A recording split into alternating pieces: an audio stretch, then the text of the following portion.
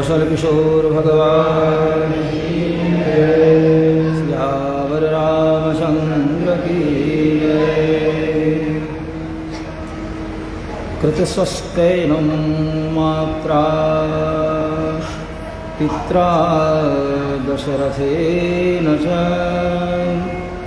पुरोधसा वसिष्ठेन मंगलैरभिमन्त्रितम्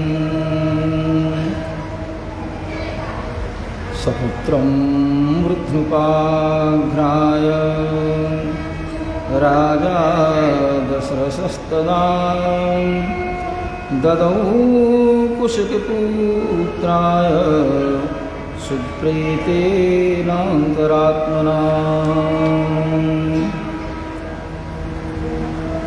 तदा कुशपुत्रं तु धनुष्पाणिस्वलङ्कृतौ बद्धगोधाङ्गुल्यप्राणौ खङ्गवन्तौ महाद्युति कुमारौ चारुवपसौ भ्रातरौ रामलक्ष्मणौ अनुजातौ श्रियादितौ शोभयेतामनिन्दितौ श्रीमन्नारायण।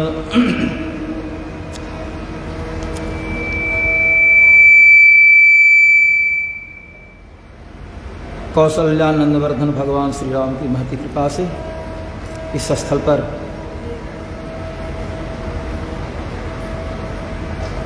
मानस वाल्मीकि की चर्चा चल रही है और हम लोग अभी भगवान नाम संकीर्तन में लगे थे। संकीर्तन के माध्यम से वातावरण को स्पंदन युक्त बनाया जाता है। समागत आगमष्यमाण जो विघ्न है उन विघ्नों को दूर किया जाता है। गत दिवस चर्चा चली थी, वशिष्ठ जी के समझाने पर महाराज दशरथ प्रसन्न हो गए और मन में जो व्यामोह था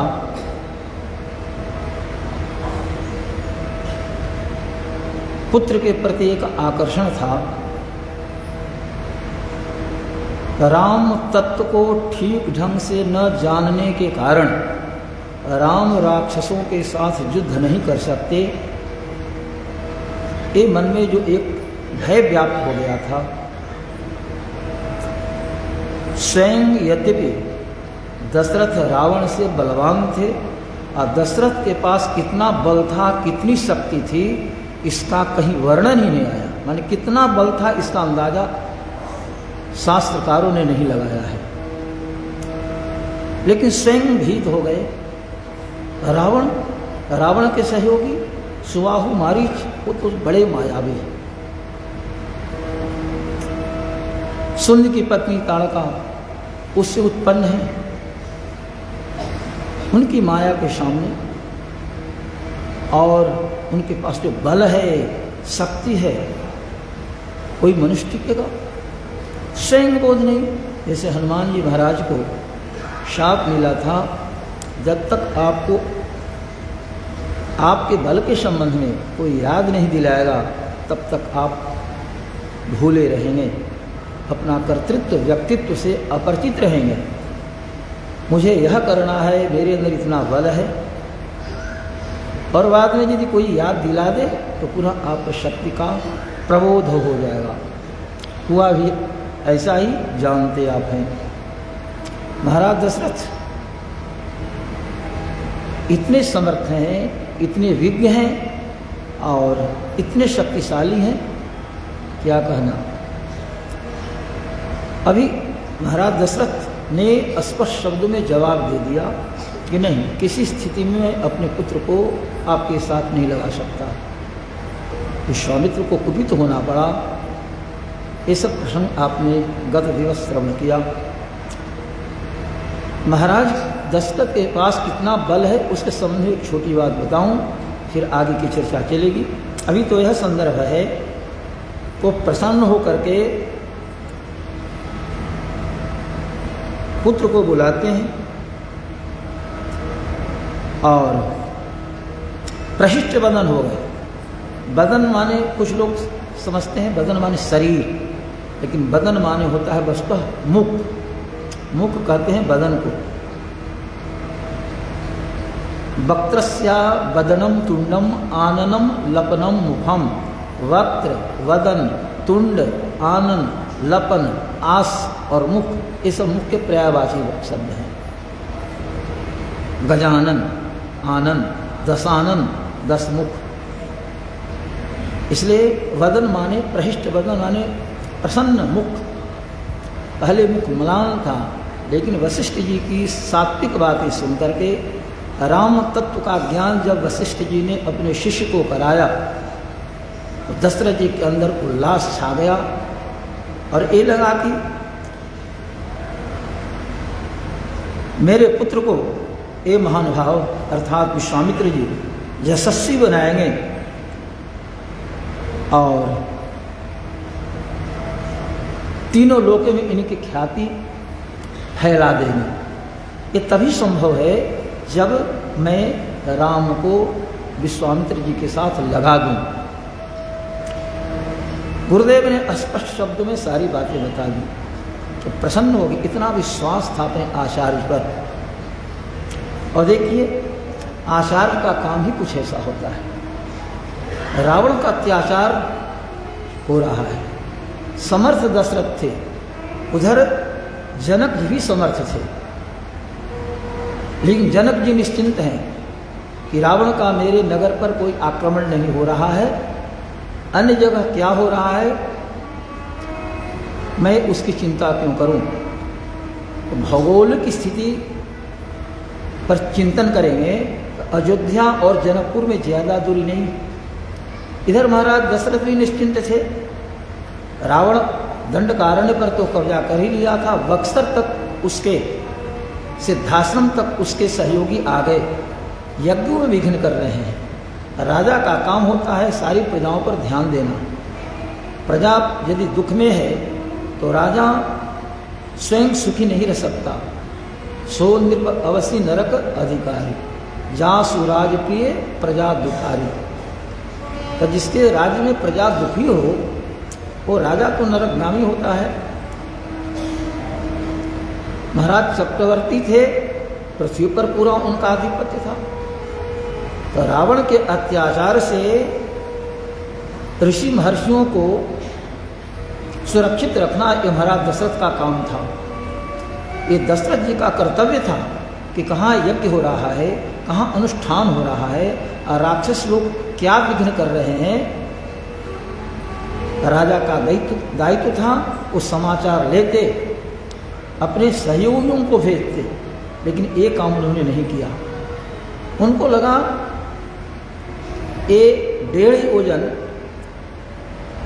में कोई व्यक्ति आकर के मुझे प्राप्त नहीं कर सकता और अयोध्या ऐसे भी अपराजितापुरी है, तो रावण यहाँ नहीं आएगा, इसलिए वो निश्चिंत है। मैं यहाँ जो यज्ञ कर रहा हूँ कहाँ रावण आकर के विघ्न डाला। ये दशरथ जी की सोच है, दशरथ जी का चिंतन है।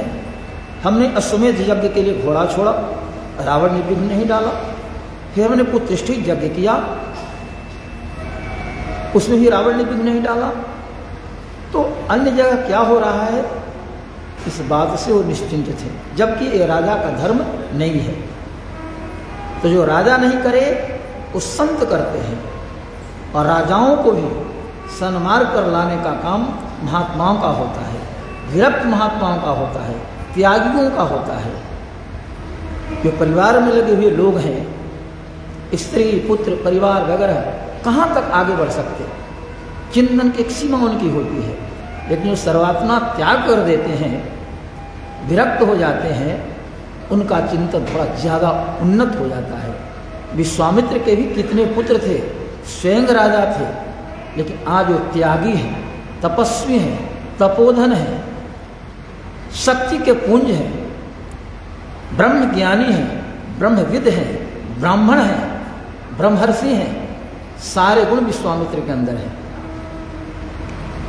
देखा कि राजा तो ध्यान नहीं दे रहे हैं, तो मेरा कर्तव्य है कि मैं चल करके और उनको संबोधित करूं और याचना करूं। याचना माने मांगना, विश्वामित्र और मांगना माने विश्वामित्र और भिक्षुक बने, ये बात बैठती नहीं है। विश्वामित्र जैसा दुर्धर्ष व्यक्ति, इंद्र और ब्रह्मा को भी चुनौती देने वाला, रखो अपना स्वर्ग, मैं अलग एक स्वर्ग बना लूंगा, और स्वर्ग बनाना और अलग लोक बनाना शुरू कर दिया। ये शक्ति विश्वामित्र के पास थी।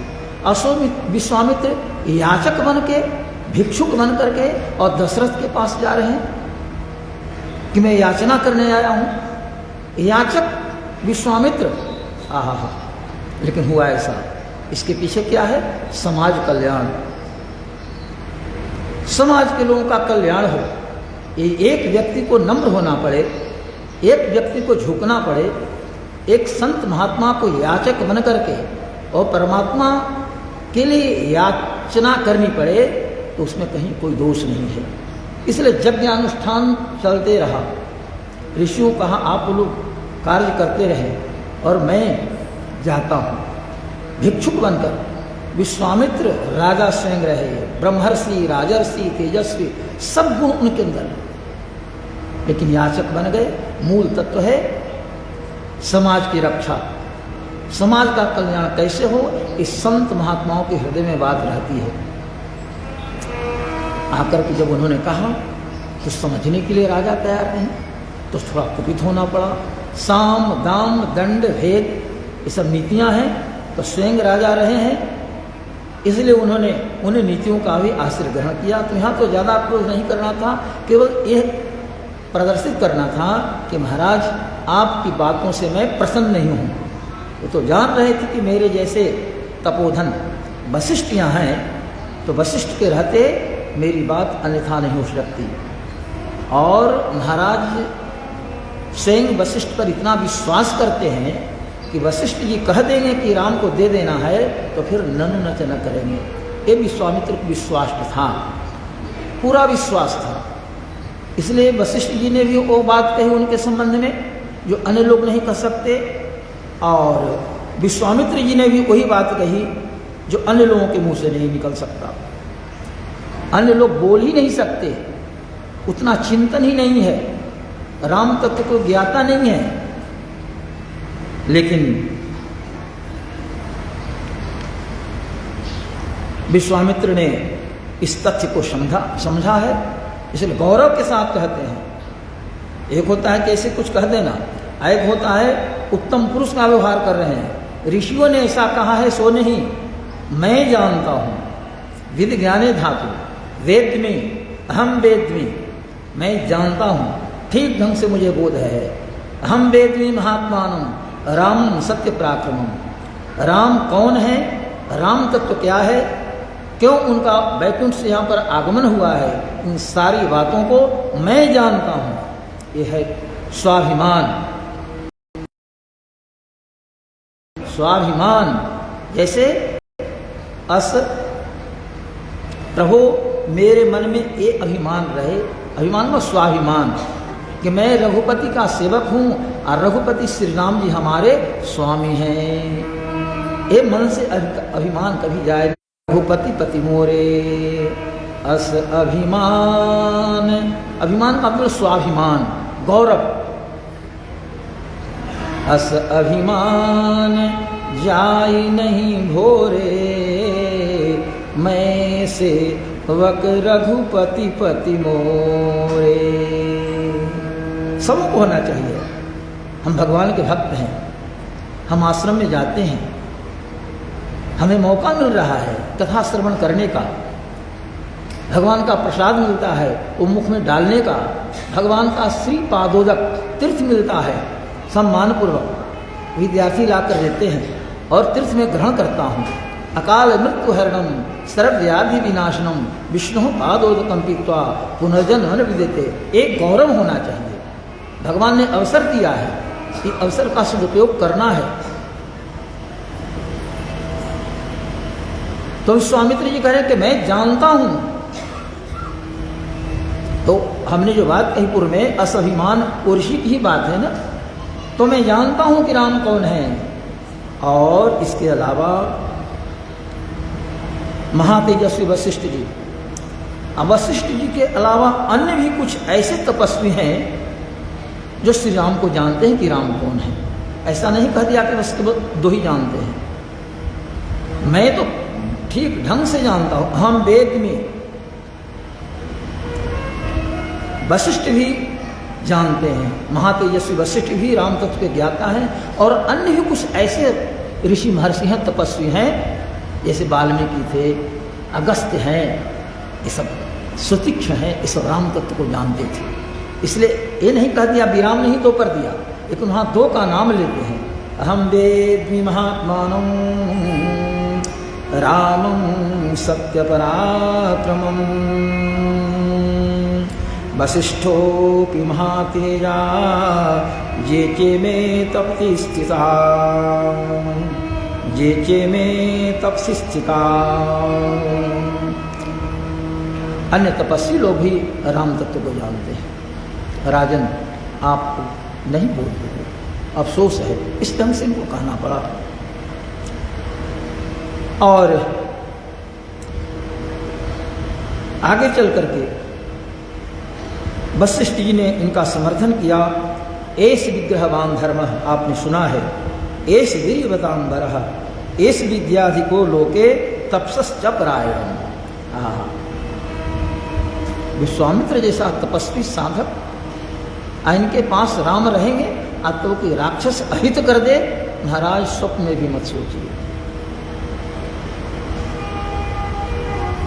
जो इस तत्व को नहीं समझते, राम तत्व को नहीं समझते, राम जी कौन है, राम के नाम लेने से क्या लाभ होता है, इस विषय को जो नहीं जान पाए, उनके लिए एक कवि ने तो कह दिया कि वो लोग गधा, सूकर और कुत्ता, ऐसा मत समझिएगा कि मैं कह रहा हूं, ये बड़े कवि की बात है कि जो राम जी को नहीं समझते, राम जी के भक्त नहीं है, राम जी के चरणों में जिनका प्रेम नहीं है, और भगवान का जो दिव्य सुंदर स्वरूप है, उस स्वरूप को देख करके जिनका मन मोहित नहीं होता है, वो लोग गधों, सूकरों और कुत्तों के समान है। बताइए संसार में उनको जीने का क्या लाभ है? वैसे लोग जो परमात्मा से प्रेम नहीं करते, भगवान का नाम नहीं लेते, कथा श्रवण नहीं करते, वो संसार में रहकर क्या करेंगे? किसने कहा है?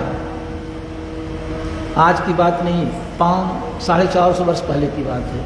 एक गोस्वामी जी का कहना है, गोस्वामी जी को सब लोग मानते हैं रामचरितमानस के निर्माता, उनकी बात मैं बता रहा हूँ।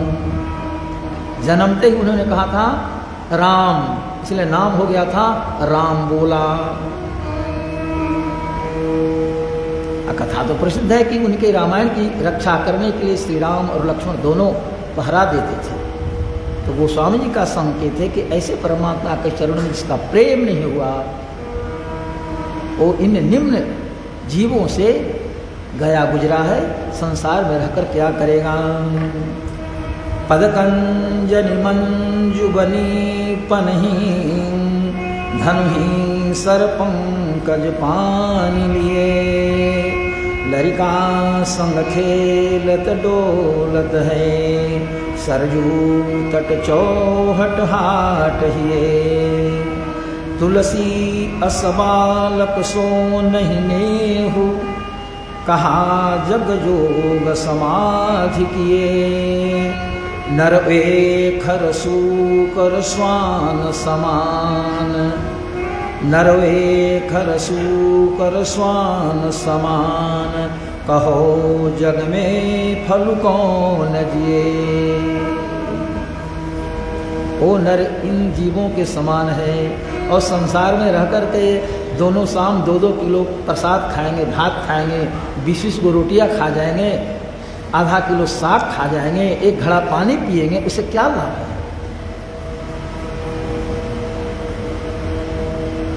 भगवान का नाम बोलने के लिए होता है, तो जो रासलीला वाले होते हैं ना, वो कहते हैं महिलाओं को देख करके और लोगों को देख करके, कह रहे तुम्हें 5-5 किलो अन्न खाओ, एक घड़ा पानी पियो, और प्रभु के नाम लेने में तुमको संकोच होता है, माने इतना खाते हो, एक घैला पानी पीते हो, आज भगवान का नाम लेना है तो बोली नहीं निकलती है।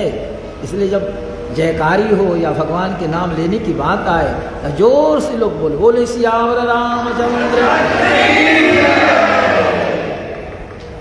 पद पंकज मंजू बनी पनहि धनु, ही सर पंकज पानी ये पद पंकज मंजू बनी पनहि धनु, हे सर पंकज पानी। नरी का संग खेलत गोलत है सर, जूतट चौहट हाट दिए।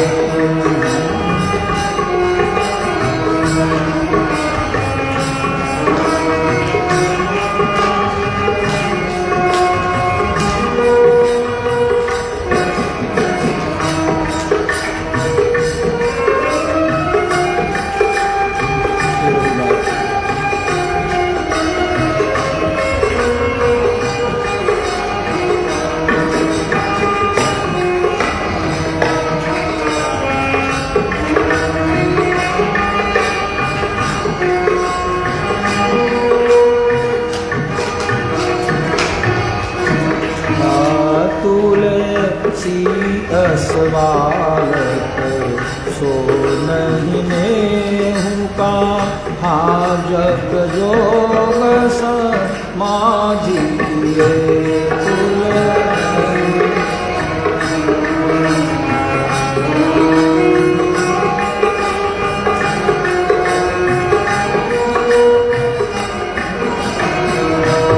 नर वेखर सूकर स्वान समानक, हो जग में भलु कौन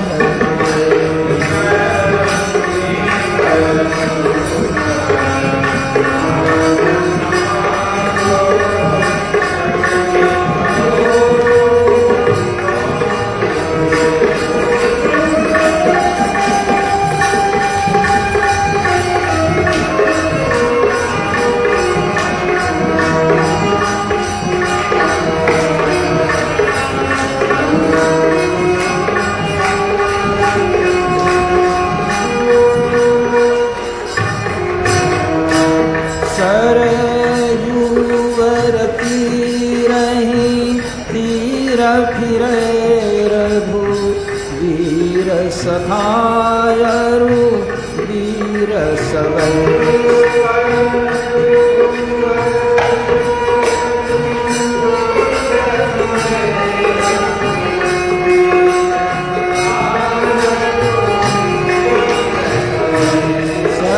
सरयुवर तीरहि तीर फिरे रघु वीर सखायरु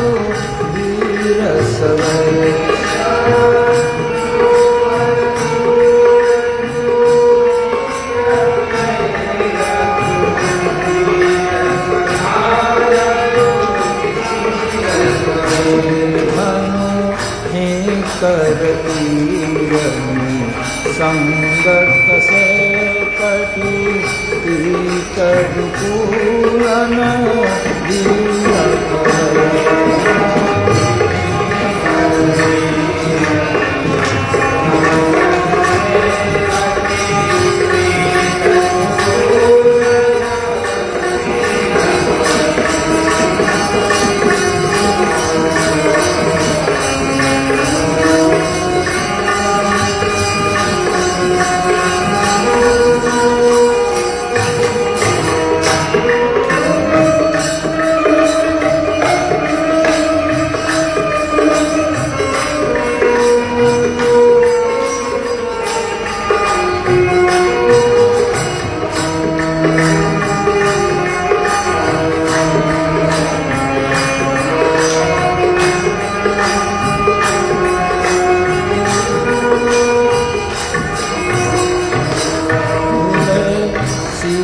अवसर लावनिकादस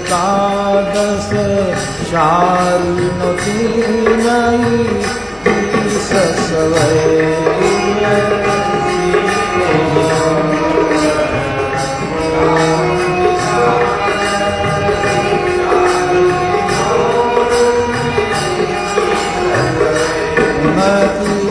भारत भारी विचार की उपमान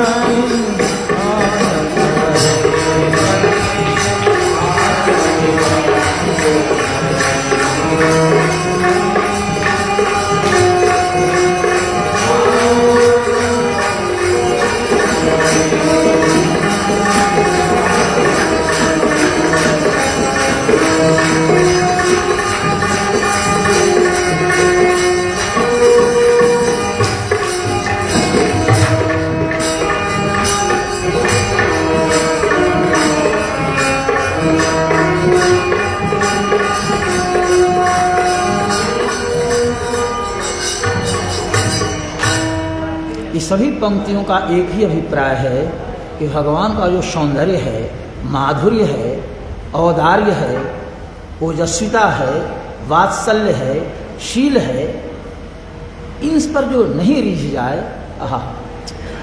वर्णन आया है कि भगवान श्री राम जब अयोध्या की वीथियों में निकल पड़ते थे, कंधे पर धनुष, हाथ में बाण, राजकुमार है, शरीर पर पीताम्बर फहरा रहा है, माथे पर मुकुट है, ऐसा सुंदर स्वरूप है कि नारियां निकल करके एकदम सब लोग कतारबद्ध पहले से खड़े कि राम जी के आने का समय है, जबकि वहीं रहने वाले लोग हैं। दर्शन का लाभ मिलता था लेकिन मन ही नहीं भरता था। जैसे श्वास लेने से कभी किसका मन भरा है आज तक?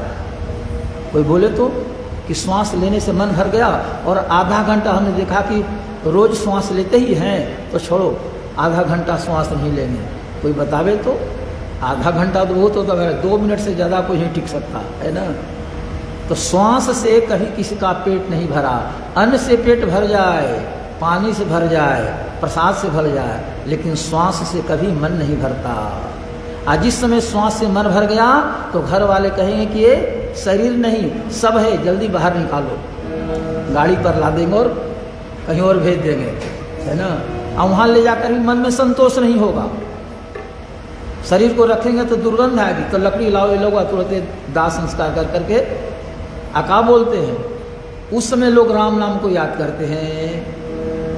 क्या कहा है तो राम जी का नाम, लेकिन कहने में थोड़ा अच्छा नहीं लगता है। राम नाम क्या कहा जाए, है तो सत्य ही, लेकिन ऐसा ही राम जी का नाम बन गया उस समय कि लोग याद करते हैं। इसके पहले सत्य है कि नहीं, नहीं कभी जीवन में बोले, लेकिन राम नाम सत्य है। तो भाई यही शरीर से जब श्वास से मन भर गया और व्यक्ति श्वास लेना बंद कर देता है तो परिवार वाले कहते कि चलो, तो हम लोग भी इनको किनारे जाता है। ये दुनिया है, भगवान चल रहे। आहा, पित्रा मात्रा, पिता से और माता से दोनों से सम्मानित हुए।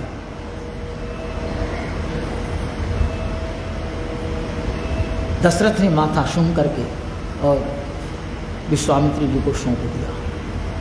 स्वस्थेन हुआ, कृत स्वस्थेनम मात्रा पित्रा दशरथ से नीचे स्वस्थेन हुआ। स्वस्थेन समझते हैं ना, पंडित लोग जब पूजा कराते हैं तो स्वस्थेन बोलते हैं, सब लोग स्वस्थेन करते हैं। तो भगवान श्री राम आज प्रथम बार 12 माने या 16 में थोड़ा कम 15 वर्ष की अवस्था से जुड़े, प्रथम बार अयोध्या की वीथियों से बाहर निकले। अयोध्या और सरयू तट पर तो भ्रमण करते थे, किसी संत महात्मा के साथ राम आगे आगे रहते, लेकिन आज गुरु के पीछे, आगे विश्वामित्र और पीछे राम, उनके पीछे लक्ष्मण।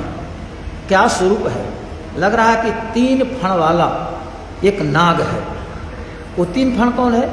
भगवान एक धनुष कंधे पर टांगे हैं, तो धनुष का जो ऊपर का छोर है एक फण वह है, और तूणीर पीछे रखे हैं जिसमें तरकस रखा बाण रखे जाते हैं। तूणीर है वो एक तरफ निकला हुआ है, एक फण वह है, बीच में भगवान का मस्तक है। तो धनुष एक फण, तूणीर एक फण और एक प्रभु का मस्तक। तो लगता है कि 3 फण वाला एक नाग और निर्भीक होकर के चला जा रहा है। ऐसे लक्ष्मण श्री राम विश्वामित्र के साथ आगे बढ़ रहे हैं। स्वस्ति न इंद्र वृद्धश्रवाः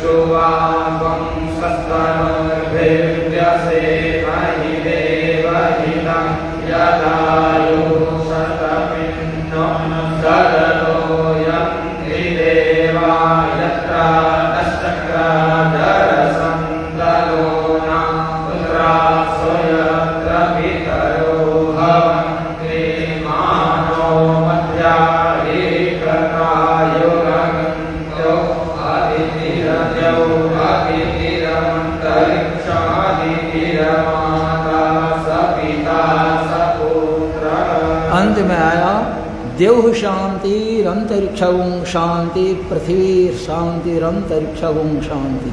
देव शांति स्वस्तेन का अभिप्राय है।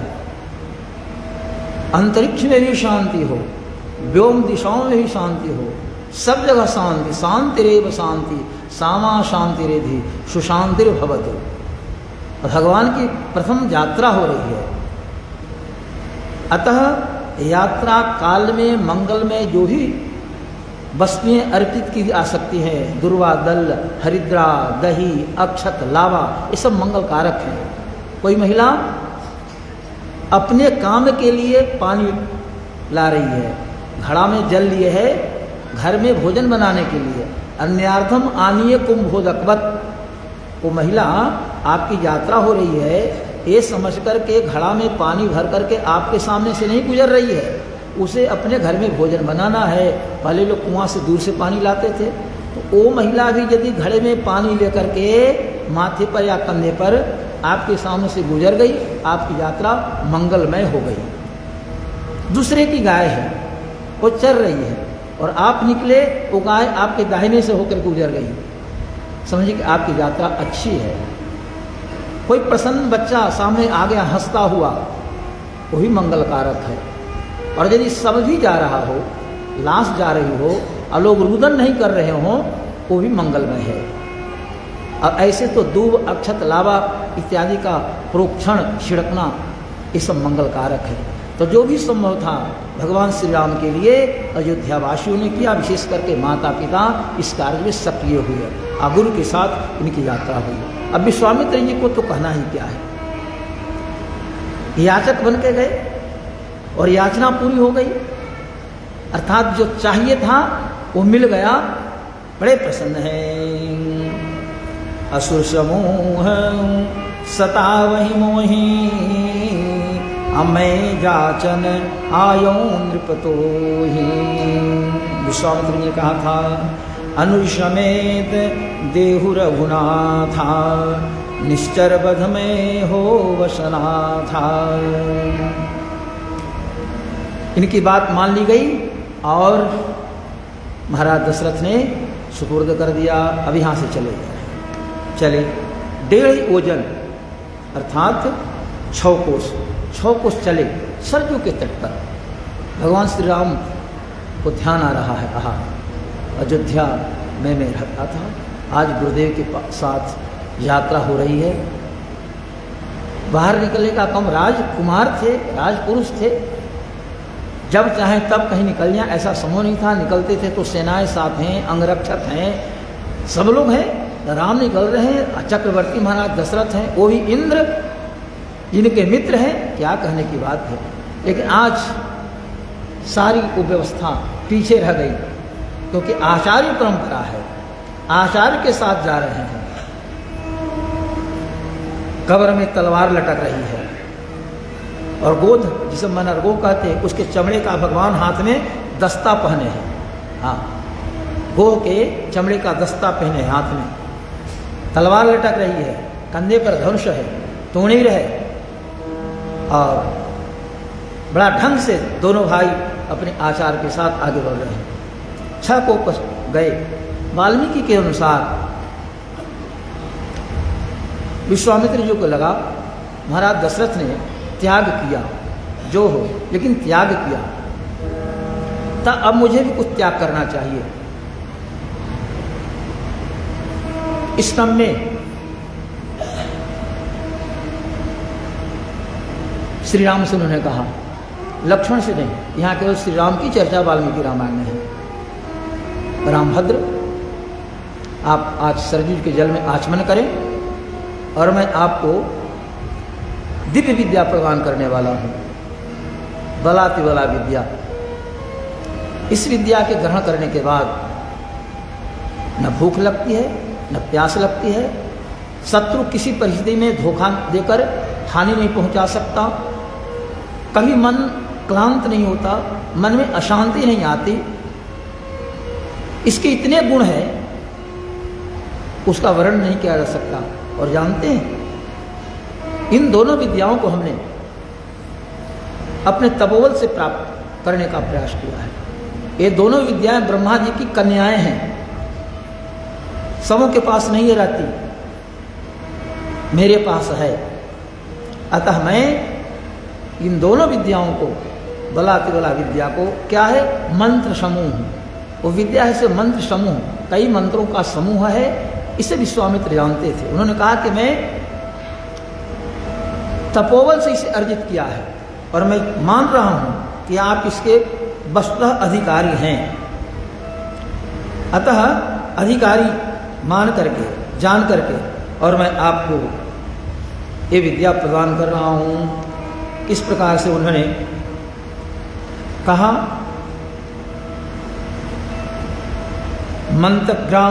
मंतग्रामं गृहाण त्वं बलाम अतिबलाम तथा न श्रमो न ज्वरो वाते न रूपस्य विपर्यः। परिश्रम करेंगे लेकिन थकेंगे नहीं, बुखार नहीं लगे, और आपका जो स्वरूप है वो स्वरूप में परिवर्तन नहीं होगा। जैसा आप हैं, जैसे लावण युक्त अभी चले हैं अयोध्या से, कितने दिनों के बाद आप लौटे, कितना परिश्रम करना पड़े, लेकिन आपके स्वरूप में विपर्य नहीं होगा, अर्थात परिवर्तन नहीं होगा। न च सुप्तम प्रमत्तम वा धर्षिष्यन्ति नैरिताः न वाहवो सदृशो वीर्ये पृथिव्यामस्ति कश्चन। और इस भूतल पर इस विद्या को प्राप्त कर लेने के बाद आपके समान दूसरा कोई नहीं होगा। जैसे आप बन जाएंगे इस विद्या के ग्रहण करने के बाद, इस पृथ्वी पर, इस वसुंधरा पर, जहाँ 7 समुद्र हैं, सप्त द्वीपा वसुमती, कोई व्यक्ति आप तुम्हारे सदृश नहीं होगा। रामभद्र, ये विद्या है। त्रिशूलोकेषु वा राम न भवे सदृशः तव बलामति बलाम चैव पठतस्तास राघव। बला और अति विद्या का अभ्यास जब आप कर लेंगे, मेरे माध्यम से ये विद्या आपको प्राप्त हो जाएगी, तो तीनों लोकों में कोई आपके समान कार्य करने वाला नहीं रह जाएगा। लोकोत्तर आप हो जाएंगे, लोकोत्तर हो जाएंगे, पुरुषोत्तम हो जाएंगे, पुरुषों में उत्तम हो जाएंगे, और अतुल शक्ति, अतुल सौंदर्य, अतुल वीर्य सब आपके पास ये विद्या है। इस तरह से उन्होंने कहा।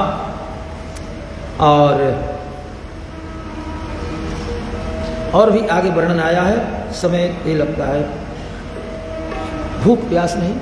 भगवान श्री राम ने आचमन किया, तैयार हो गए, और विश्वामित्र जी ने श्री राम को बलाती बला विद्या प्रदान की। वाल्मीकि रामायण में ये नहीं आया कि विश्वामित्र जी ने लक्ष्मण को ही विद्या प्रदान की, ये नहीं वर्णन है। लेकिन हमारे आचार्यों ने, गोविंदराज जी ने उसकी व्याख्या की है। विश्वामित्र जी ने राम जी को विद्या दी और राम जी ने लक्ष्मण को विद्या प्रदान की।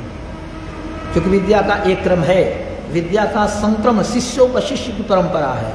गुरु जी ने पढ़ाया, गुरु जी से ये पढ़े, उसके बाद ये पढ़े, शिष्य उपशिष्य, शिष्योपशिष्य ही प्रतिगीयमाना। शिष्य उपशिष्य, स्वामी जी के स्वामी जी रहे, इस प्रकार की परंपरा चलती है। तो विद्या ऐसे ही चलती है। तो विश्वामित्र जी ने तपोबल से अर्जन किया, राम जी को दिया, राम जी ने लक्ष्मण को बाद में इस विद्या को समर्पित किया। तो दोनों भाई ज्ञाता हो गए। तब तक संध्या हो गई थी। विश्वामित्र जी ने कहा, प्यारे रामभद्र, आज हम लोग इस सरयू के तट पर ही विराम करेंगे। यही निश्चय हुआ और पत्ते वगैरह गलगल से तोड़ ताड़ करके कुछ नीचे बिछा, उस पर पत्ते किए और विश्वामित्र जी पड़ गए। दोनों भाइयों ने व्यवस्था की गुरु जी के लिए, ये दोनों भाइयों ने अपने आसन एक किया। लेकिन लक्ष्मण सोए नहीं, लक्ष्मण तो जागृत अवस्था में रह करके राम जी की सुरक्षा में लगे रहे।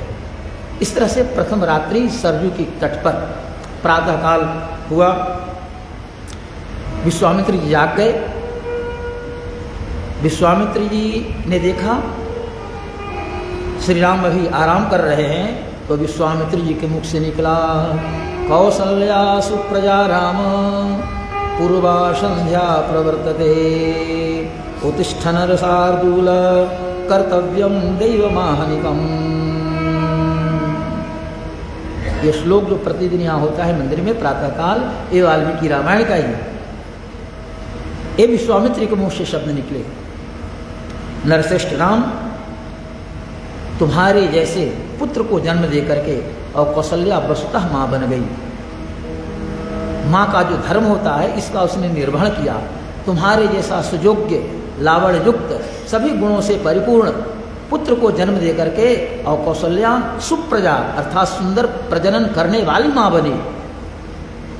जहाँ गुणियों की गणना हो और जिस पुत्र के नाम पर खल्ली नहीं उठ जाए कि उसका बेटा भी गुणज्ञ है, तो नीतिकार कहते हैं कि उससे अच्छा है कि बंध्याओ रह जाए।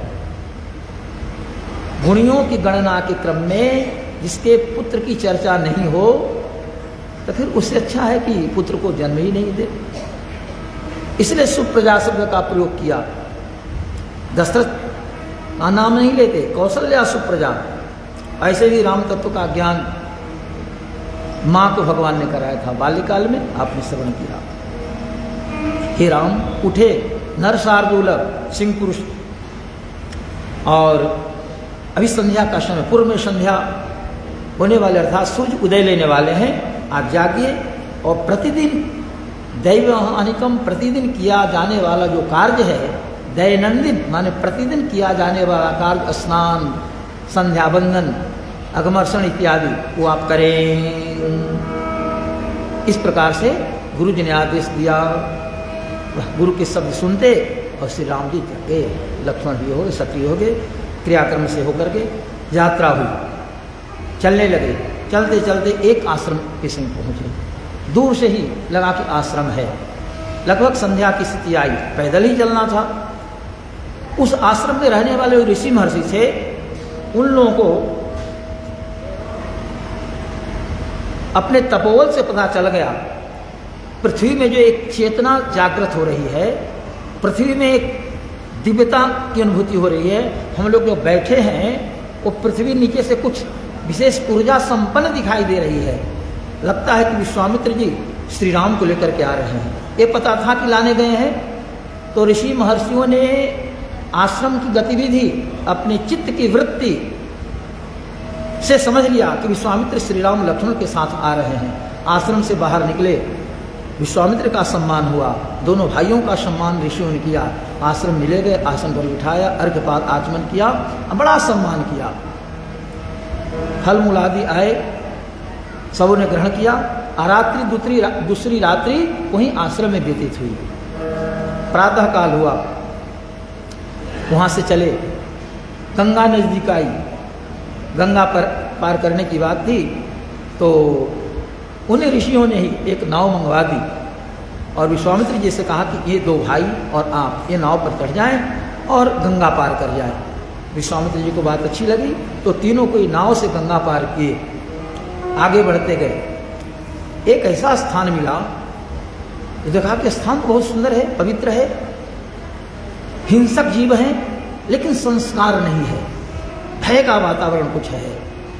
तो श्री राम ने पूछा, गुरुदेव जंगल तो देखने में ऐसा लग रहा है लेकिन इसमें कुछ दिव्यता नहीं, कुछ अजीब सा महसूस हो रहा है। ताकि बस यही ताड़का का प्रदेश होने वाला है। इसी वन के एक क्षेत्र में ताड़का रहती है और इसका नाम है मलद और करुष। करुष कहते हैं भूक्षा को और मल कहते हैं शरीर का जो मैल होता है वो मल है। इंद्र ने वृत्रासुर का वध किया। वृत्रासुर ब्राह्मण अर्थात विश्वरूप ने उसे उत्पन्न किया था। विश्वरूप स्वयं ब्राह्मण थे, अतः इंद्र को ब्रह्म हत्या का दोष लगा। इंद्र मारे फिरते थे, भागे फिरते थे। अंतिम उस स्थान पर गए मलद और करुष। वहाँ की भूमि पर उन्होंने अपने को स्थित किया। देवगण आए, देवताओं ने दूध से उनको स्नान कराया, अभिषेक किया, स्वस्तैन किया। तो ब्रह्म हत्या का जो दोष था वो वहीं पृथ्वी ने स्वीकार कर लिया और भूख और प्यास सदैव लगती थी उनको। ये ब्रह्म हत्या के चलते इंद्र सदैव एकदम क्षुधा से ग्रसित रहते थे। तो करुष का भाव कारुष्य है। वहीं उनकी ये सब जो वृत्ति थी समाप्त हो गई, अर्थात भूख और प्यास भी बंद हो गई। बाद में उन्होंने उस क्षेत्र को पवित्र माना और कहा कि इस क्षेत्र में आने के बाद मुझे शांति मिली, अतः ये क्षेत्र परम पवित्र होगा। यहाँ रह करके साधना करने वालों को शांति मिलेगी और हरा भरा क्षेत्र रहेगा। ये विश्वामित्र जी ने श्री राम और लक्ष्मण को बताया, लेकिन कहा कि राम इसी एक क्षेत्र में ताटका भी रहती है। जो जिर्म नामक एक यक्ष था, उसने साधना की ब्रह्मा जी की कि मुझे पुत्र प्राप्त हो। तो ब्रह्मा जी ने पुत्र तो नहीं लेकिन एक कन्या अर्पित किया, एक कन्या को ले जाओ। तो वो जिर्म ने शुंड के साथ उस कन्या का विवाह कर दिया। स्वयं यक्ष था तो ये यक्षिणी हो गई ताड़का। उससे पुत्र पैदा हुआ मारीच। सुबाहु की चर्चा आती है। तो ऐसा कभी हुआ कि शुंड का वध अगस्त ऋषि के माध्यम से हो गया। कुछ उपद्रव किया तो अगस्त ने शाप दे दिया, समाप्त हो गया। तो ताड़का अगस्त ऋषि को अपने बेटे के साथ मारीच के साथ दौड़ी उनको निगलने के लिए। महाराज अगस्त तो बड़े तेजस्वी है, उनकी प्रखरता के संबंध में क्या कहना। 3 चुल्लू में समुद्र का पान कर लिया था, पी गए थे। अगस्त ने कहा कि रे दुष्टे, जा तो राक्षसी हो जाओ, यक्षिणी हो, यक्षिणी सब स्वरूपवती होती है। नरभक्षित तुम पिशाचिनी हो जाओ और ये पुत्र जो है तुम्हारा ये भी मायावी और ये भी राक्षस हो जाए। तो दोनों को राक्षसों ने का साप अगस्त ने दे दिया। अब तो और एक अति से प्रतिस्पर्धा से हो गई। और जहाँ मनुष्य मिले उसको पकड़े, एक खा जाए, ऐसे ही वही ताड़का रावण के द्वारा प्रेषित होकर के इस वन में आकर रहती है। 6 कोष का जो क्षेत्र है उसको घेर कर रहती है। इतना विशाल शरीर है। श्री राम समय आ रहा है, अब ताड़का वध के लिए आप तैयार हो जाए, यहीं से आपका काम आरंभ होगा। गुरुदेव ने समझाया तो राम जी को बात अच्छी लगी और कहा ठीक है। जिस समय मैं चल रहा था तो पिताजी ने आपके हाथों में सौंपते हुए और हमें बताया था कि गुरु जो आदेश थे उसका पालन करना है। तो गुरुदेव ऐसे स्त्री वध के लिए मुझे थोड़ा संकोच लग रहा है, लेकिन जब आपका आदेश है, पिताजी का संकेत है, गुरु की बातों को मानना है, तो आपकी बातों को मानूंगा। दूसरी बात, विश्वामित्र जी ने कहा देखिए रामभद्र, यदि एक राजपुत्र को चारों वर्णों के हित के लिए एक नारी का वध करना पड़े तो वो गलत नहीं है। ये नारी हजारों लोगों को भक्षण कर गई, हजारों को खाएगी आगे, और आप राजपुत्र हैं। तो एक राजपुत्र को चारों वर्णों की रक्षा के, ब्राह्मण क्षत्रिय वैश्य और शूद्र, शवों की रक्षा के लिए एक नारी पर बाण चलाना पड़े, वो शास्त्र विरुद्ध नहीं है, अतः आप इसके लिए कटिबद्ध हो जाए। इतना कहने के बाद भगवान श्री राम ने हाथ में धनुष बांध लिया और छोड़ा, टंकार किया, घोर आवाज फैली। इधर विश्वामित्र ने बताया था कि इस क्षेत्र में ही ताड़का रहती है, ताड़का के कान में आवाज की, अरे इस क्षेत्र में कौन, डर से कोई आता नहीं था। उधर से दौड़ी आई और इतना धूल वगैरह एक कर दी कि कुछ समय के लिए राम लक्ष्मण विश्वामित्र तो ये हो गए। विश्वामित्र जी भी उस समय भीत हो गए और भगवान श्री राम के लिए मंगल करते हैं, स्वस्ति राघव राघवयोस्तु जयम चैवाभ्यभासत, राघव का स्वस्तैन हो, राघव का कल्याण हो, ऐसा उन्होंने स्वस्तैन किया। कुछ समय के लिए विश्वामित्र हो गए। भगवान की शक्ति पर भरोसा था, लेकिन इतनी धूल हो गई, पूरा वातावरण एक हो गया, अंधकार छा गया। भगवान श्री राम ने बाण चलाया और माया से जो धूल फैला रखी थी उसको एक किया। उसके बाद फिर पत्थर की वर्षा करने लगी। भगवान श्री राम ने लक्ष्मण से कहा कि देव लक्ष्मण, क्या कहूँ, महिला है इसलिए इस पर बाण चलाने में संकोच हो रहा है, इसलिए एकाएक मारूंगा नहीं, सोच रहा हूँ कि इसके हाथ काट दूं, इससे कम से कम समझ आ जाए, दूर चले जाएगी। ताड़का ऊपर से पत्थर की वर्षा करने लगे, बड़े पत्थर गिरने लगे। भगवान श्री राम ने बाण एकिया चलाया, पत्थर गिरना बंद हो गया और उसी पत्थर से, उसी बाण से भगवान ने ताड़का के दोनों बाहुओं को काट दिया। अब दोनों बाहु कट गए। घोर होकर के राम और लक्ष्मण को दौड़ी, तो लक्ष्मण जी का अभ्यास पहले से ही नाक कान काटने का था। शूर्पणखा का तो काटा ही, वाल्मीकि रामायण के अनुसार त्वरित लक्ष्मण ने ताड़का के नाक और कान काट दिए, ये वाल्मीकि का कहना है। तो लक्ष्मण जी ने नाक और कान काट दिए। अब नाक कान भी नहीं और ये दोनों बाहु नहीं, राम जी ने धनुष बाण से ही क्या कहते हैं, इसके दोनों भुजाओं को एक किया, आकाश में पुनः चले गई और घनघोर ऊपर से पत्थर की वर्षा करने लगी। सब जगह धूल वर्षा पत्थर के। विश्वामित्र ने कहा कि हे रामभद्र, क्या कर रहे हैं, संध्या होने जा रही है। रात्रि संध्या होने के बाद राक्षसों का और राक्षसियों का बल बढ़ जाता है।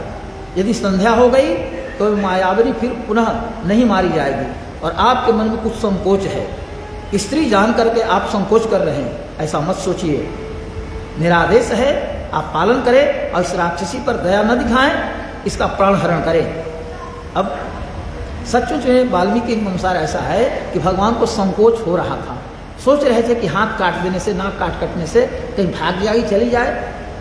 विश्वामित्र जी ने कहा कि नहीं, संकोच त्याग कीजिए। बस प्रभु श्री राम ने धनुष पर बाण लिया और जो आकाश मार्ग में छिप करके धूल वर्षा कर रही थी, सब अंधकार बना रखी थी ताड़का, तो भगवान श्री राम तो शब्द वेदी बाण जानते थे, जैसे उनके पिताजी जानते थे, वैसे ही जिधर से शब्द आ रहा है। ताड़का सामने थी नहीं, लेकिन भगवान ने अपनी विज्ञता से, बहुज्ञता से, बलातिबल विद्या के प्रभाव से बाण चलाया, तो जाके ताड़का के छाती में बाण लगता है और हाहाकार करते और ताड़का नीचे गिर जाती है। ताड़का का वध हुआ। देवताओं ने पुष्पों की वृष्टि की, धुंध भी बजने लगे, नगाड़े बजने लगे, देवता प्रत्यक्ष हो गए, इंद्र वरुण कुबेर सब आ गए। सबों ने विश्वामित्र जी की प्रशंसा की, राम लक्ष्मण की प्रशंसा की, और इंद्र ने विश्वामित्र जी से कहा, घर से अद्भुत काम श्री राम ने किया और आपने महाराज दशरथ से याचना करके इन दोनों को लाया। एक कार्य इन दोनों से संभव था, आपने बड़ा अच्छा काम किया है। तो आपके पास जितनी विद्याएं हैं, सारी विद्याएं श्री राम को अर्पित कर दें, इनसे बढ़कर जो कोई पात्र नहीं मिलेगा। वायव्यास्त्र, पर्जन्यास्त्र, आग्नेयास्त्र, नारायणास्त्र, ये सब इसमें वर्णन आया है। जो भी संभव है, धर्मचक्र, दंड चक्र, काल चक्र, विष्णु चक्र, ये सब ऐन्द्र चक्र, ये सब अस्त्रों के नाम है। विश्वामित्र, जब इंद्र ने ऐसा कहा, विश्वामित्र ने कहा अवश्य ऐसा ही करूँगा। श्री राम को उन्होंने ये सब अस्त्र समर्पित कर दिए राम जी तो ऐसे ही अपने आप में पूर्ण थे, तथापि और पूर्णता की ओर ये हो गए। इस प्रकार से भगवान का प्रथम राक्षस वध ऐसे। भगवान श्री कृष्ण ने भी प्रथम नारी का ही वध किया, किसका? पूतना का, छठे दिन। अब भगवान जो है से 16वें वर्ष में माने ये ताड़का वध करके राक्षस संहार का काम आरंभ करते हैं।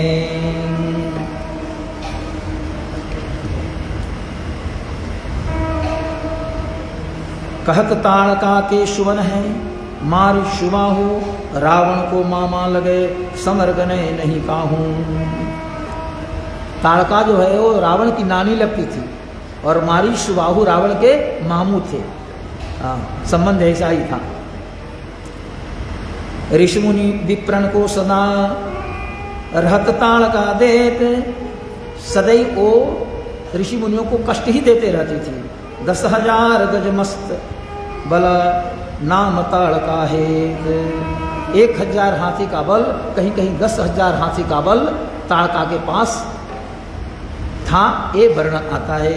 इस प्रकार से भगवान आगे बढ़ते हैं। दूर से ही आश्रम दिखाई पड़ा तो श्री राम ने पूछा, गुरुदेव उतुंग आश्रम और वहाँ की भूमि कुछ ऊंची, हरितिमा नयनाभिराम वातावरण, चित्ताकर्षक, वो क्षेत्र कैसा है, इसका परिचय मुझे देने का ही करे। इतना सुनना था कि विश्वामित्र का मन प्रसन्न हो गया, क्योंकि अपने सिद्धाश्रम की चर्चा थी और भगवान को उस आश्रम को देखते और मन प्रसन्न हो गया। विश्वामित्र जी ने कहना शुरू किया, लंबी कथा है, ये सिद्धाश्रम है। यहाँ पर भगवान विष्णु ने बहुत वर्षों तक तपस्या की है। भगवान वामन ने अवतार लिया, लेकिन भगवान वामन के अवतार लेने के पहले भगवान विष्णु ने बहुतों वर्ष तक यहाँ साधना की तपस्या की है। परम पवित्र क्षेत्र है और यहाँ की हुई साधना सफल होती है। इसी उद्देश्य से मैं यहाँ पर साधना करता हूँ। बहुत दिन बीतने के बाद कश्यप और अदिति दोनों आए और दोनों ने आकर यहाँ पर साधना आरंभ की। उसमें बलि राजा हुए। बलि ने स्वर्ग पर चढ़ाई कर दी, इंद्र को भगा दिया। अदिति के कहने पर कश्यप ने यहाँ आकर के भगवान का स्तवन किया, भगवान से निवेदन किया कि आप मेरे पुत्र के रूप में पधारें और मेरे पुत्रों को बलि ने वहाँ से बाहर कर दिया है, उनको आप संपत्ति वापस लौटाएं। तो कश्यप और अदिति की बात सुन करके भगवान विष्णु ने स्वीकार कर लिया कि आप की बात मैं पूर्ण करूंगा और वही वामन बन करके आए। ये सिद्धाश्रम है। अब वामन भगवान के था लोग जानते ही है। इस प्रकार से वहाँ पहुँचे, चर्चा चल रही है। ऋषि महर्षियों को पता चल गया। दूर से परिचय दे रहे हैं विश्वामित्र, राम लक्ष्मण सुन रहे हैं। ऋषि लोग तो आसान्वित थे ही। ये चौथा दिन है। हमने कहा था कल कि 10 दिन उस यज्ञ में बाकी थे। 3 रात्रि उधर बिताए, 1 रात्रि वहाँ बिताए। जिस दिन ताड़का का वध हुआ तो ताड़का वन में ही भगवान श्री राम लक्ष्मण के साथ रहे और विश्वामित्र भी। 1 रात्रि सरजू के तट पर 6 कोस दूर, दूसरी रात्रि ऋषि के आश्रम में, और तीसरी रात्रि ताड़का के वध के बाद वहाँ रहे। और ताड़का के वध हो जाने के बाद तो वो क्षेत्र पवित्र हो गया, सुगंध फैल गई, सब जगह वातावरण सुंदर सुरम्य बन गया। तो तीसरी रात्रि विश्वामित्र जी के साथ भगवान ने ताड़का वन में व्यतीत की और चौथे दिन वहाँ सिद्धाश्रम पहुँचे। सारे ऋषि महर्षि दौड़े वहाँ पधारे इस रूप में, सबने सम्मान किया। आहा, आगे श्री राम, सबका चित्त आह्लादित हुआ। अब यज्ञ पूर्ण होगा। भगवान भी थोड़े ये हो गए। उस वक्त कहा, गुरुदेव आप दीक्षा लें यज्ञ का। हुआ कि 6 दिन और शेष है। ये 6 दिन में वो राक्षस उपद्रव करना चाहेंगे। हो सकता है कि 5 दिन नहीं, लेकिन 6ठे दिन ये करेंगे। प्रभु ने कहा कि मैं सावधान होकर के सब करता रहूँगा, आप यज्ञ की दीक्षा ले। तो राम जी के कहने पर विश्वामित्र जी ने यज्ञ की दीक्षा ली और बैठ गए। तब प्रभु ने पूछा, गुरुदेव ये बताने का ये करें कि राक्षस के आने के पहले कैसा वातावरण तैयार होता है, कैसे हम समझेंगे कि राक्षस आने वाले हैं। क्योंकि 6 है, 6 रात 6 दिन अभी है तो हमें कब कब सावधान रहना है, दोपहर संध्या, कुछ तो बताएं।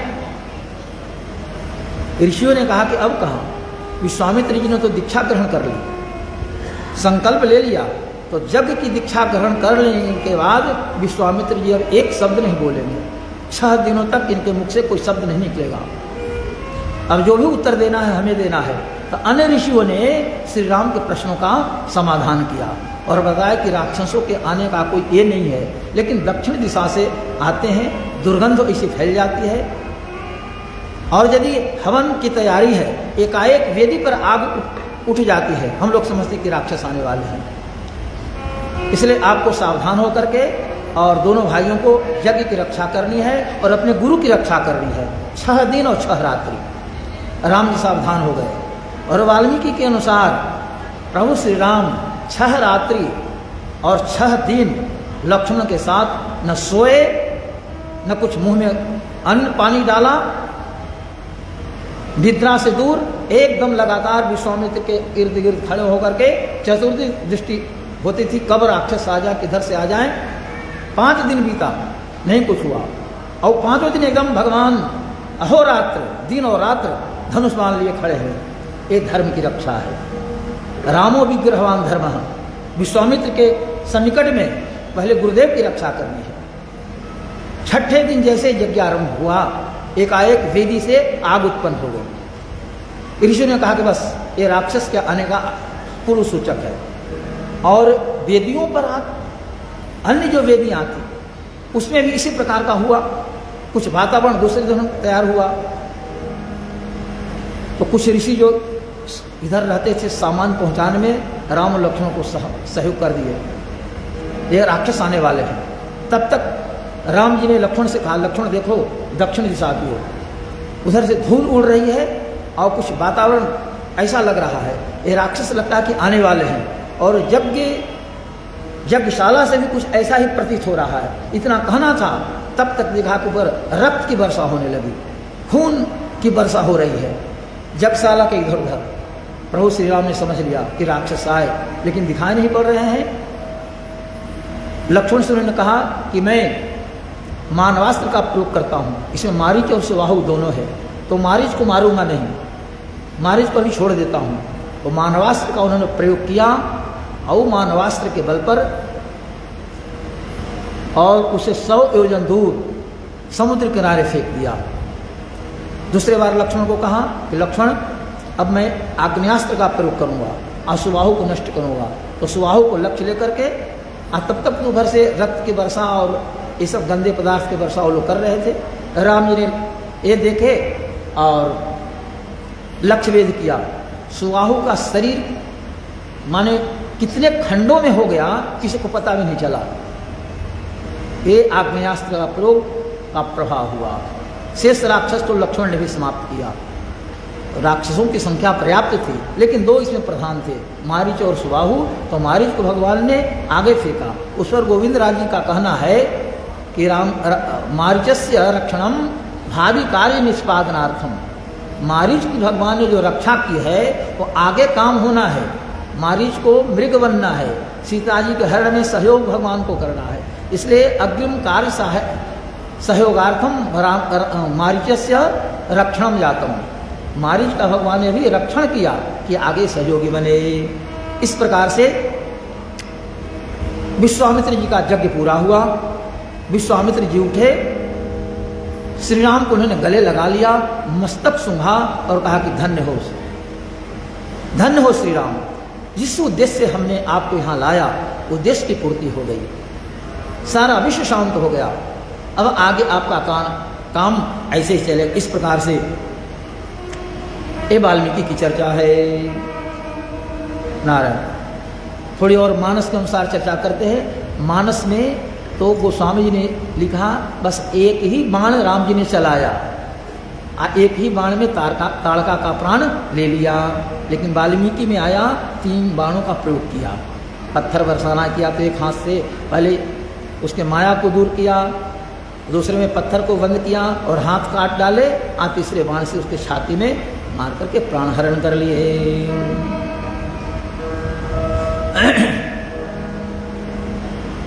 अरि चले जात मुनि दिन ही दिखाई, असुनी ताड़का क्रोध करि धाई। एक ही बाण प्राण हरि लिन्हा, आदीन जानते निज पद दिन्हा। गोस्वामी जी के अनुसार एक बाण में ही भगवान ने ताड़का का प्राण हर लिया। अरे एक ही बाण प्राण हर लिन्हा, एक ही बाण प्राण हर लिन्हा, एक ही बाण प्राण हर लिन्हा, एक ही बाण प्राण हर लिन्हा।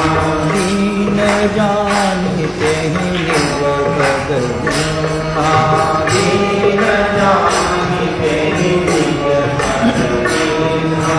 दीन जानते ही निज पद लीना, दीन जानते ही निज पद लीना।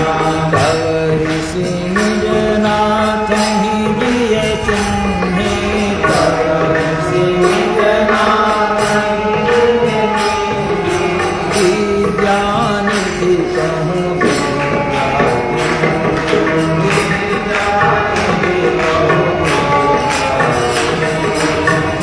ज्ञान की कहूँ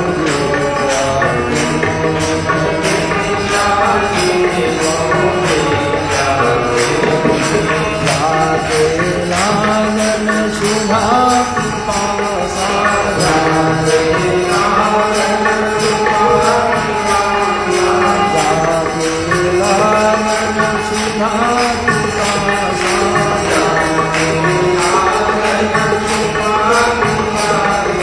अतुलित बल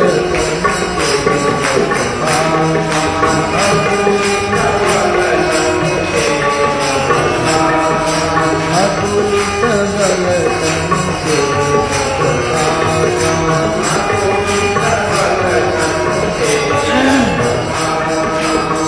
तो यहाँ पर बलातिबला विद्या ताड़का वध के बाद प्रभु श्री राम को विश्वामित्र अर्पित की ये संकेत है। गोस्वामी जी का संकेत है कि ताड़का वध जब भगवान ने कर दिया तो विश्वामित्र को लगा कि हाँ ये ब्रह्म है। तब ऋषि निजनाथ ही जिये चिन्ह, आप विद्या नधि कहूँ विद्या दिन्ही। ये ब्रह्म है। ताड़का का वध सबसे संभव नहीं था, लेकिन वाल्मीकि रामायण के अनुसार अयोध्या से चलने पर प्रथम दिन में 6 कोष के बाद ही उन्होंने बलातिबला विद्या अर्पित की है। आयुध सर्व समर्पिके प्रभुनि आश्रम आनी, कंदमूल फल भोजन दीन्ह भगति हित जानी। संक्षेप में 2-4 चौपाई और कह देते हैं और आगे से भगवान मिथिला की ओर प्रस्थान करेंगे और महारानी जानकी के साथ कैसे सुंदर संबंध हुआ ये सब संदर्भ आएंगे। प्रात कहा मुनि सन रघुराई, निर्भय यज्ञ करहूँ तुम जाई। होम करन लागे मुनि झारी, अरे आपु रहे मख की रखवारी। स्वयं भगवान मखमाने यज्ञ की रखवारी में रक्षा में लग गए। सुनी मारी चनी सास, सुनी मारी चनी सास, मुनि नारी चनी सास,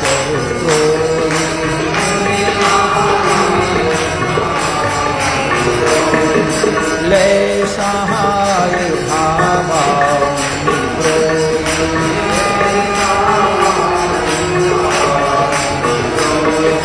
ले सहाय भावा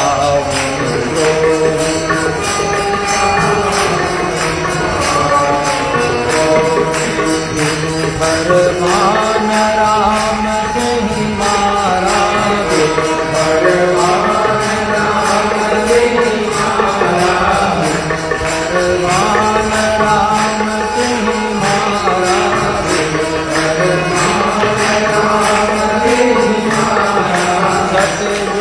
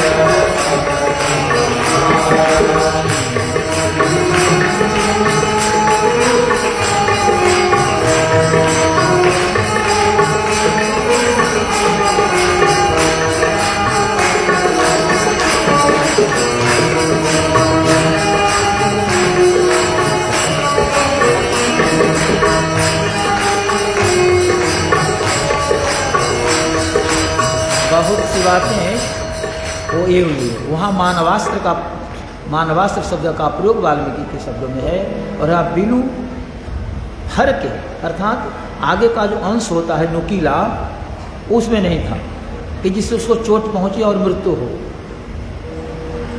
तो बिना फण वाला बाण उसको मारा। फल नहीं माने आगे का नोक होता है। भगवान को था कि आगे से काम लेना है, और मारीच को ब्रह्मा ने बनाया था वैसा रूप बदलने वाला दूसरा कोई राक्षस नहीं था। इसलिए अभी भी कोई ज़्यादा रूप बदलता है तो लोग कहते हैं कि मारीच है कि नहीं? हाँ, अभी ऐसा, कल ऐसा, परसों ऐसा, तो कहते हैं मारीच है ना। मारीच बड़ा विचित्र था। आगे सुनिएगा, भगवान के सामने आया 3-4 मृगों के रूप में। भगवान ने दूर से पहचान लिया कि एक 3 मृग है ना, ये वस्तुतः राक्षस हैं, वो जो है वो मारीच है, लेकिन तुमको मारेंगे नहीं। भगवान ने बाण उठाया, बाण चलाया, तो शेष जो मृग राक्षस के रूप में थे वो तो गिर गए, मर गए, लेकिन मारीच को भगवान ने छोड़ दिया वहाँ भी कि अभी कुछ दिनों के बाद तुम्हारा समय आएगा। तो भागा, और उसके बाद तो कहना क्या है, जिधर ताकता था उधर केवल मृग चर्म धारण किए, हाथ में धनुष मान लिए, राम राम ही दिखाई पड़ते थे। मारीच ने आगे कहा है, कोई रत्न बोलता है तो हमें राम याद पड़ जाते हैं, कोई रुई बोलता है तो हमें राम याद पड़ जाते हैं। जहाँ र कोई बोला कि देह में कंपन हो जाता है। रत्न रुई रकार है ना, इतना राम से डर गया था। भगवान ने ही विचार करके और मारीच को 7 योजन का सागर पारा, 100 योजन 400 कोस दूर फेंक दिया, और आग्नेयास्त्र से सुबाहु का वध किया। छोटे भाई लक्ष्मण ने शेष राक्षसों का जो समूह था उसको नष्ट किया। परिणाम क्या हुआ? तो मारी असुर द्विज निर्भयकारी, स्तुति करहि देव मुनिझारी। मारी असुर द्विज निर्भयकारी, मारी असुर द्विज निर्भयकारी, मारी असुर द्विज निर्भयकारी, मारी असुर द्विज निर्भयकारी। स्तुति करहि देव मुनिझारी, स्तुति करहि देव मुनिझारी, स्तुति करहि देव मुनिझारी, स्तुति करहि देव मुनिझारी।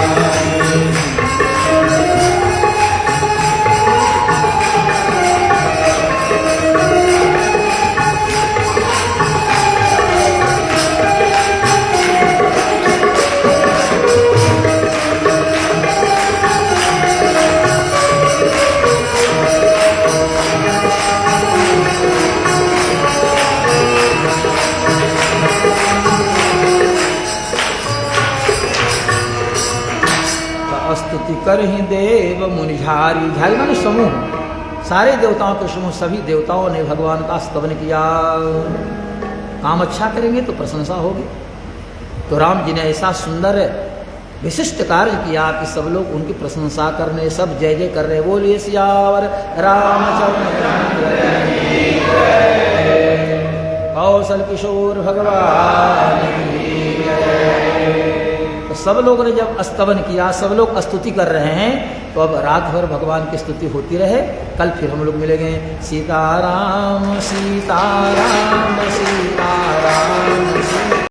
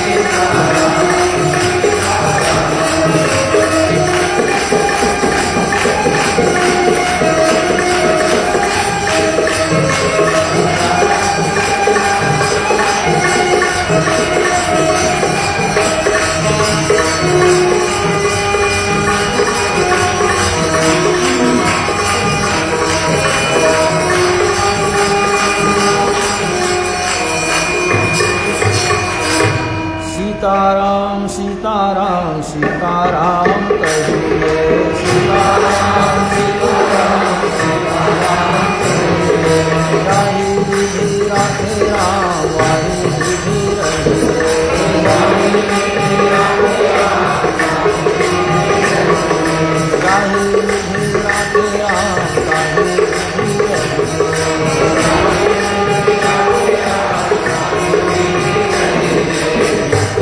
हो राम राम राम सेवा हाथ में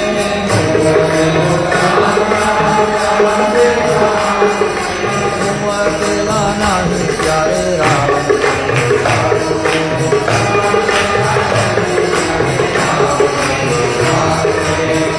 अकेला नहीं प्यारे राम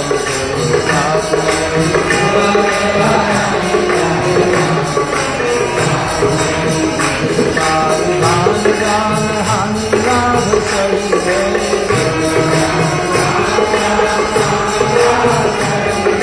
राही विधि राखे राम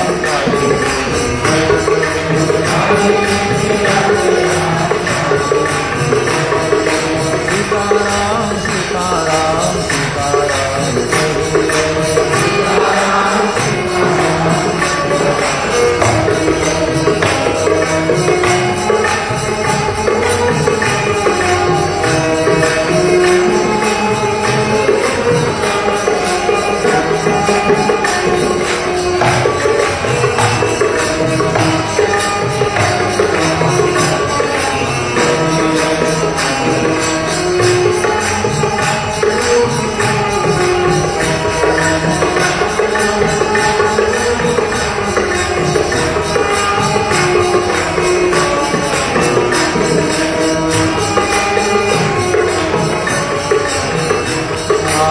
अभिमान तो फिर मान नहीं पाएगा पिया अभिमान तो फिर मान नहीं पाएगा होगा प्यारे वही जो श्री राम को आएगा होगा प्यारे वही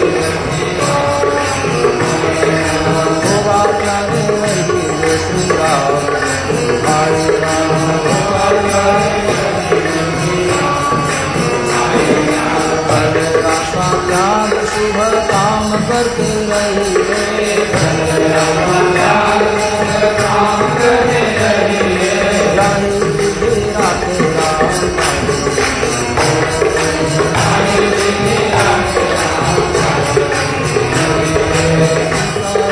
सीताराम सीताराम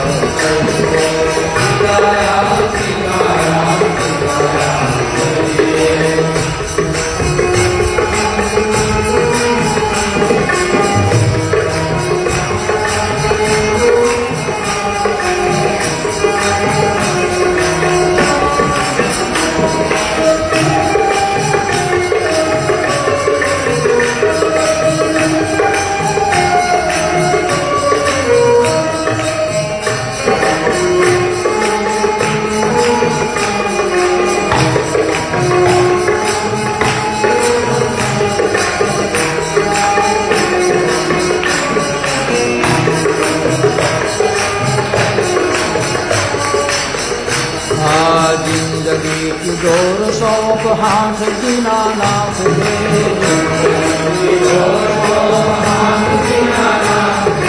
महलों में राखे चाहे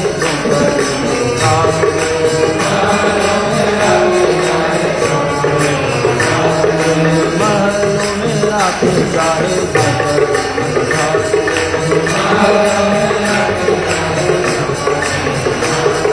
धन्यवाद मेरी बात राम राम कहिए धन्यवाद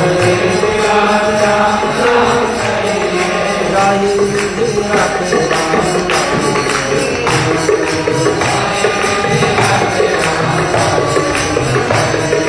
सीताराम सीताराम सीताराम